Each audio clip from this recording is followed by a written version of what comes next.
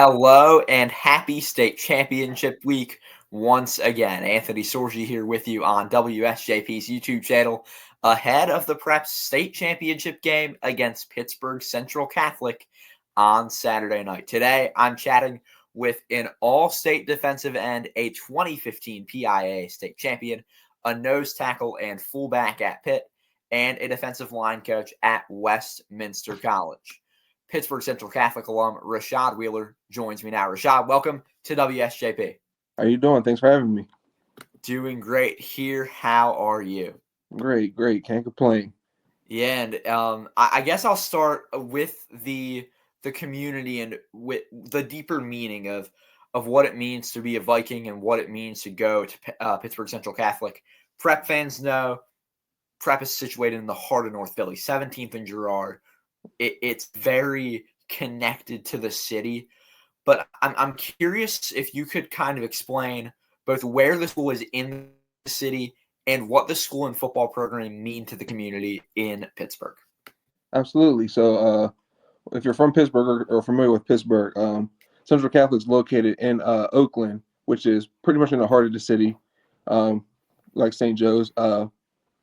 And if once again you're familiar with Pittsburgh, you know that Oakland is also home to the University of Pittsburgh. So we're pretty much neighbors with University of Pittsburgh as well as CMU. So a bunch of schools in that little town there. So like I said, it's the heart of the city. And in terms of what Central means to the community, it's just a school that's rich with history. A lot of great athletes have come there. There's a lot of great men in general who've gone on to do a lot of successful things. You'll find them all over the country. So in terms of what Central means, it's built a lot of great men.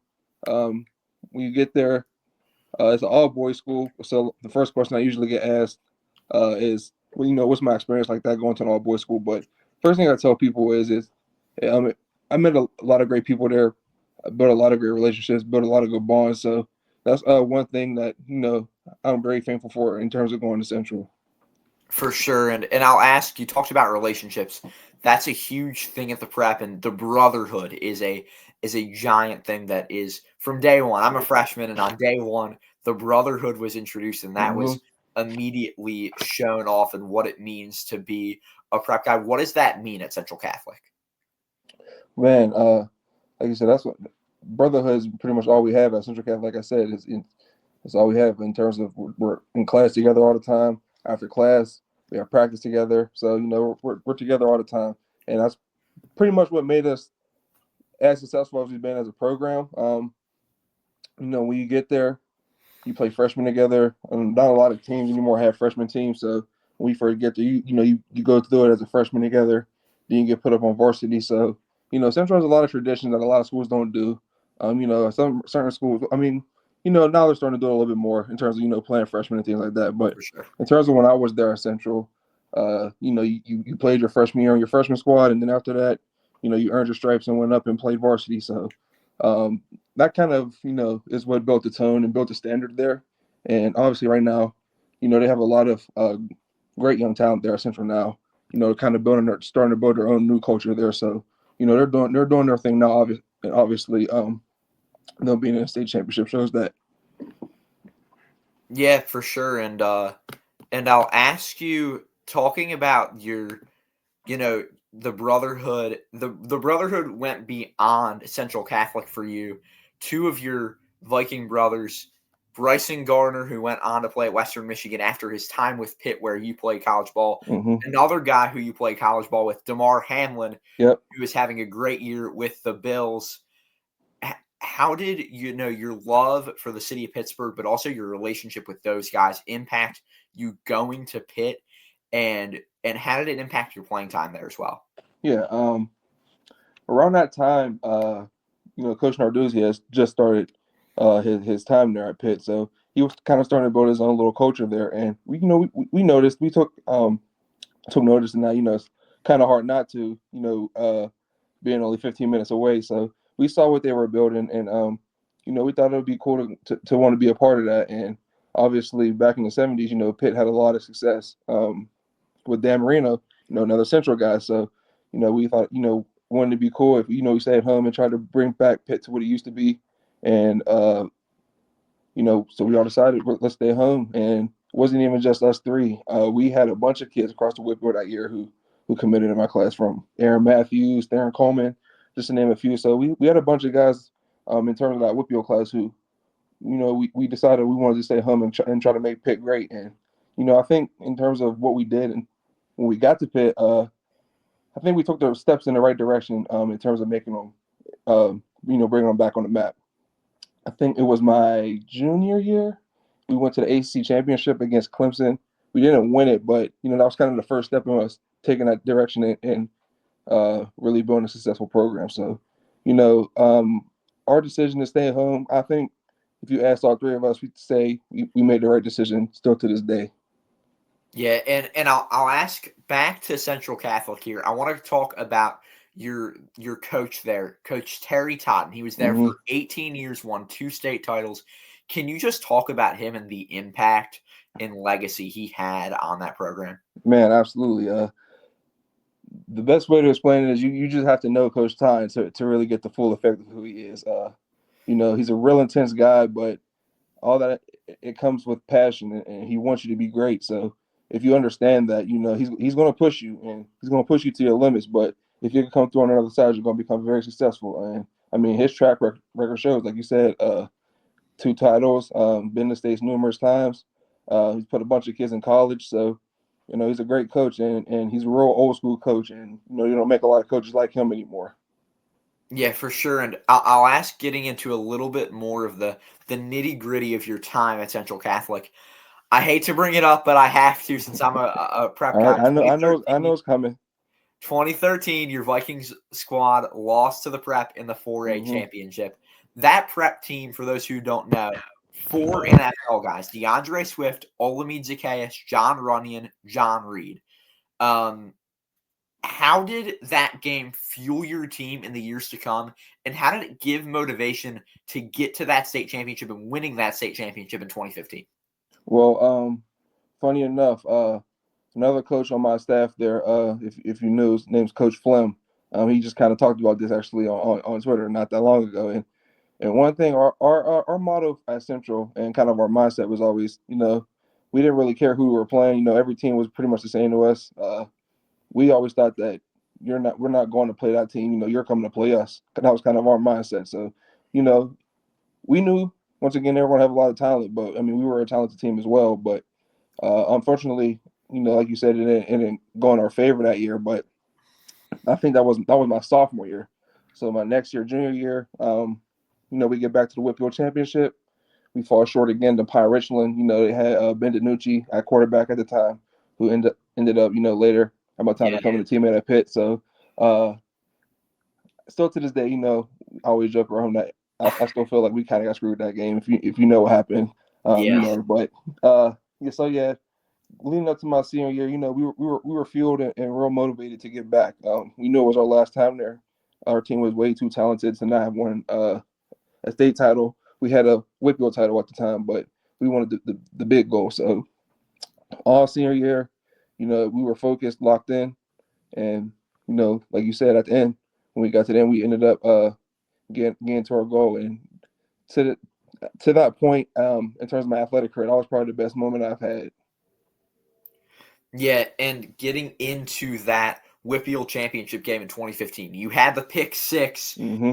that was essentially the decider in a 24-17 game. Without that, you're looking at a tie game.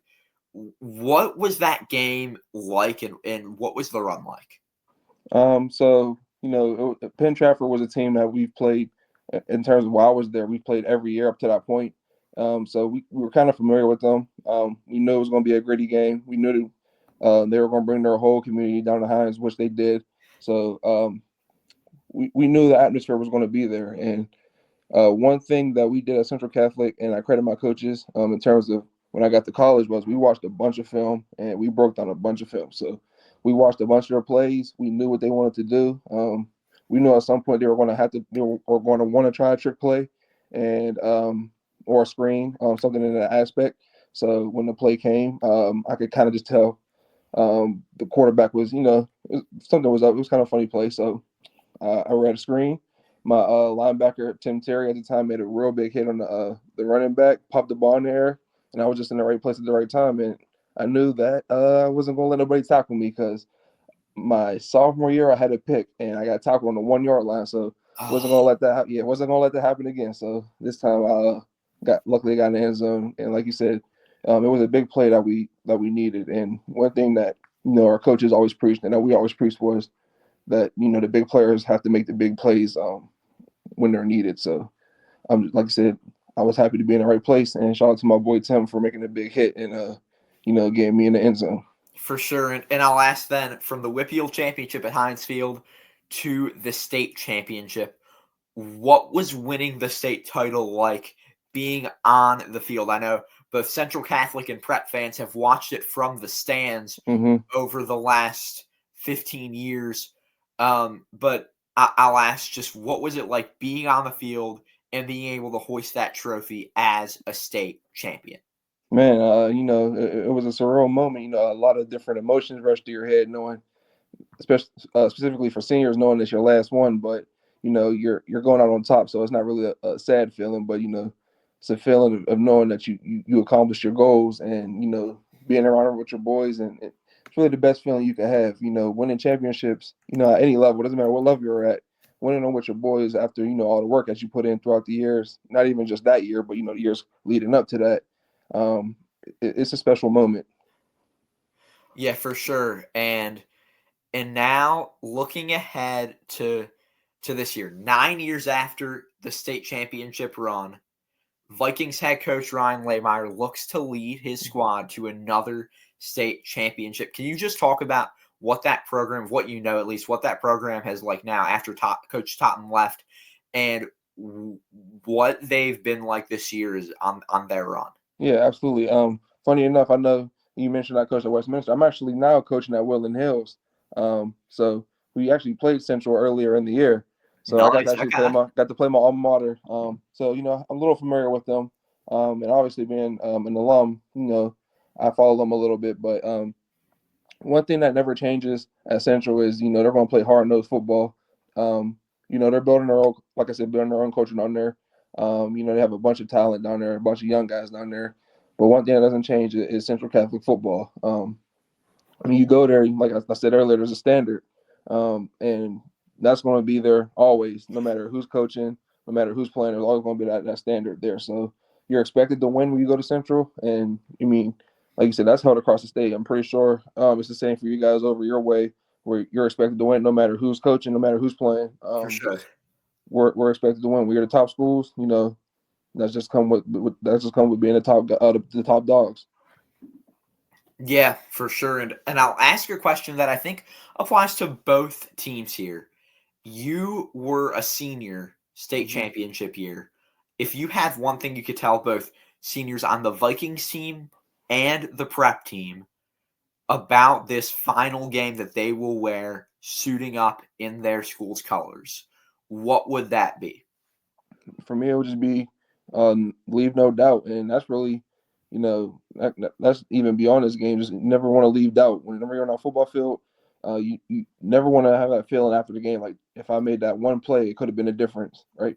You always want to make that play. Go ahead and make the play, or at least attempt. Don't leave anything out there on the field, and really just cherish the moment, knowing that uh, high school is a little different. It's a little special. When you get to college, it's a little bit more business. So I think high school is kind of like that last level where it's a little business mixed with just pure fun. So really just enjoy that last time you get to play with your boys. In high school, because obviously with these two programs, a lot of these players, these seniors are going to be playing at the next level. So um, you're still going to obviously you're going to have your boys playing in college, but it's a lot more business now, and you're trying to fulfill your dream. So just enjoy this last moment that you have with your boys. Now, looking ahead to the game Saturday night, Rashad, what do you think it's going to take for Central Catholic to get this win? Just going to take Central Catholic being who Central Catholic is, and nobody doing more than what they've been doing all season. Everybody saying who they are as a player, and at the end of the day, it just comes down. Football comes down to the team who makes the most plays. So when the plays are there to be made, Central has to make them.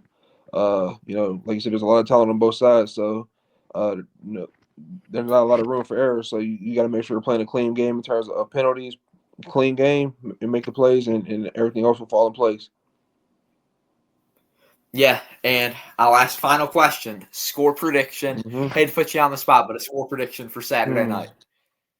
Ooh, I'm going to say my score prediction will be let's go 30, 35, 28 Central. Okay, we've had two Pittsburgh area pickers pick Central Catholic. Mm-hmm. As expected, as should be, Yes, sir. with the school and city pride there. Folks, you'll be able to hear my score prediction on Saturday evening on our pregame show right here on WSJP. Rashad, thank you for joining me here for this interview right here on WSJP. Folks, make sure to tune in Saturday night, as I just mentioned, as the Hawks and Vikings face off in the state title game. And if you have not yet, make sure to check out Ryan Sullivan and Cole Kuhn's interview with prep running back Will Vokalos on the newest episode of Committed to the Grind, and check out the first episode of our 6A State Championship Week series as Ryan and I chatted with Andrew Stockey of WTAE Pittsburgh. Thank you for watching, and we will see you next time. Go Prep.